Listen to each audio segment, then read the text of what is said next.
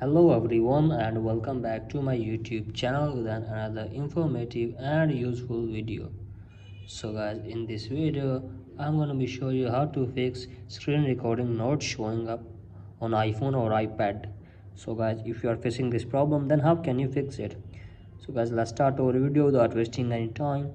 So guys, first of all, just simply open settings, and now from here tap on general, tap on software update, and make sure that you are using updated version of your iOS. If there are any update, then simply update to first, then simply go back and drag down your control center, and here you can see guys, I already enable screen time. So how can you enable it? So guys, simply just go back, and now from here guys, just simply tap on control center,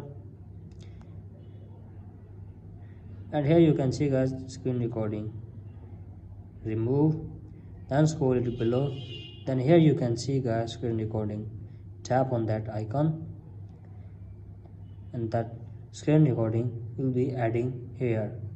So in this way you can also add screen recording function on control center. So that's it for today guys, hope this video helps you.